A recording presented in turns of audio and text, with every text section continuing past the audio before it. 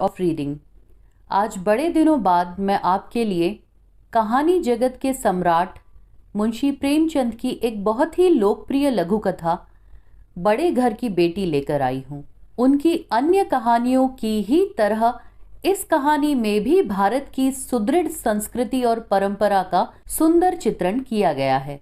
किसी भी घर या परिवार को जोड़कर रखने में स्त्रियों का कितना बड़ा योगदान होता है, यही इस कहानी के माध्यम से बताया गया है। आइए अब कहानी सुनते हैं बड़े घर की बेटी की, जिसका नाम है आनंदी। आनंदी एक ऊंचे कुल की लड़की थी। उसके पिता भूप सिंह एक छोटी सी रियासत के ताल्लुकदार थे। उनके जीवन में वैभव की कोई कमी न थी। विशाल भवन, हाथी, कुत्ते, बाज, झाड़ फानूस, ऑनरेरी मजिस्ट्री, साथ ही ऋण भी, जो कि बेटियों के ब्याह के चक्कर में उनके सिर पर चढ़ गया था। उन्हें एक भी लड़का न था। 7 बेटियां थीं।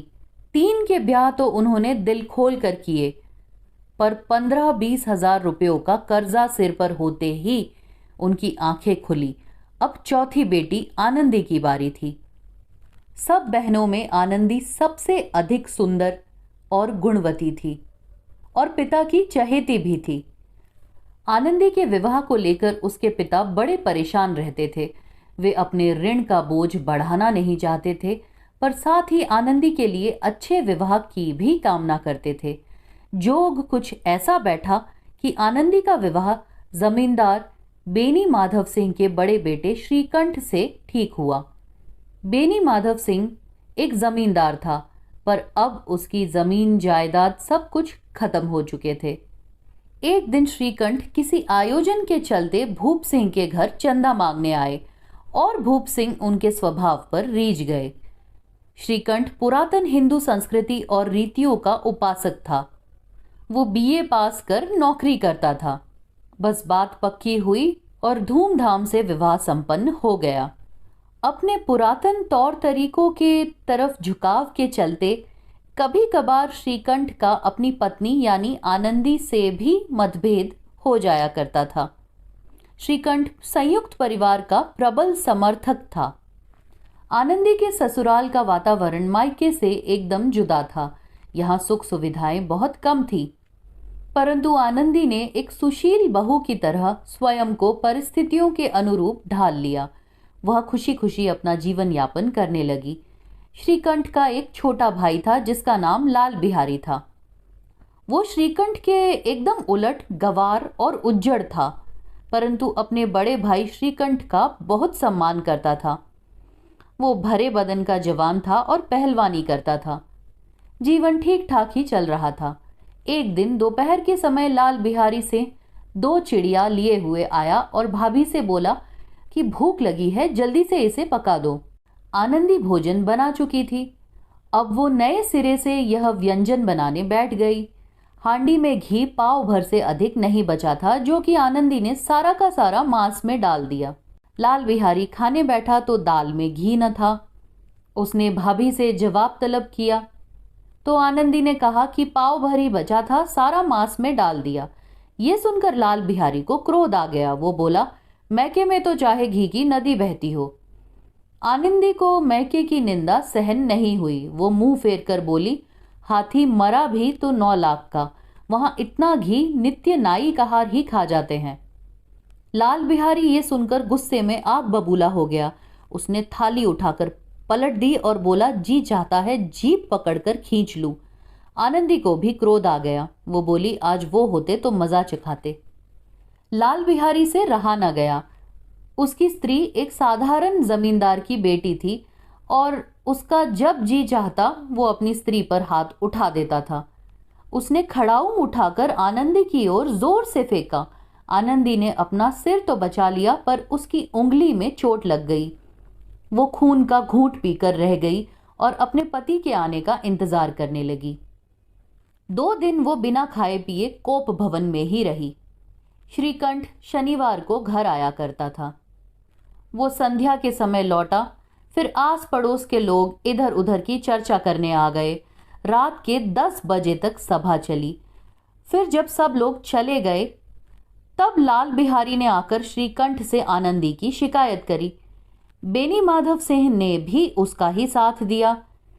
श्रीकंठ चिंतित होकर आनंदी से मामला जानने पहुंचा।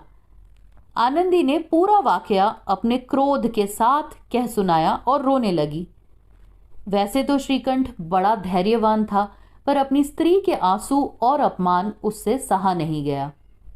किसी तरह उसने सुबह तक का इंतजार किया, फिर सीधा अपने पिता से जाकर अपना क्रोध निकाल दिया। बेनी माधव सिंह ने उसे समझाने का काफी प्रयत्न किया, पर वो नहीं माना।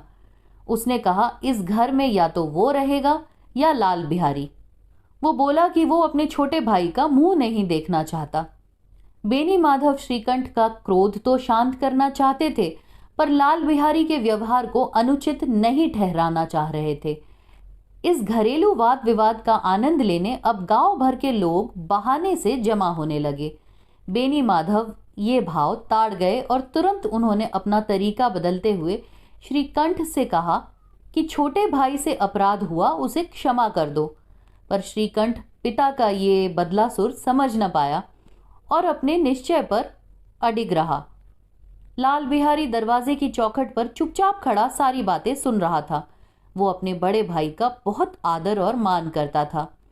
श्रीकंठ भी उस पर जान छिड़कता था, पर आज इतना स्नेह करने वाले भाई के मुंह से ऐसी हृदय विदारक बातें सुनकर उसे बड़ी ग्लानि हुई। उसे लगा कि भैया अगर उसे डांट देते या 2-4 तमाचे भी जड़ देते तो चलता, पर यह कहना कि वह उसका मुंह नहीं देखना चाहते, ये उससे सहा नहीं गया। तो वो रोता हुआ घर आया और रोते हुए ही आनंदी से क्षमा याचना करते हुए कहा कि भैया अब मेरा मुंह नहीं देखना चाहते, इसलिए मैं जा रहा हूं। अब आनंदी को पछतावा होने लगा। बात इतनी बढ़ जाएगी उसे अंदाजा नहीं था। वो मन ही मन अपने पति पर झुंझलाने लगी कि इतना क्रोध करने की भी क्या जरूरत थी। लाल बिहारी की करुण बातें सुनकर आनंदी का मन पिघल गया था। उसने श्रीकंठ से अपने छोटे भाई को रोकने को कहा, पर वो नहीं माना, तो आनंदी ने स्वयं ही लाल बिहारी का हाथ पकड़कर रोक लिया। अब तक श्रीकंठ का मन भी पिघल चुका था। सब ने अपने गिले शिकवे दूर किए। श्रीकंठ ने लाल बिहारी को गले से लगा लिया। सबके मन इस घटना से धुल चुके थे। बेनी माधव सिंह ने जब दोनों भाइयों को गले मिलते देखा तो वो आनंद से पुलकित हो गए। बोल उठे, बड़े घर की बेटियां ऐसी ही होती है, बिगड़ता हुआ काम बना लेती हैं। गांव में जिसने भी ये किस्सा सुना उसी ने इन्हीं शब्दों में आनंदी की उदारता को सराहा। बड़े घर की बेटियां ऐसी ही होती हैं। और कहानी समाप्त। आज बड़े दिनों बाद प्रेमचंद जी की इस सुंदर सी कहानी के साथ वापसी की है। कैसा लगा मेरा वीडियो? कमेंट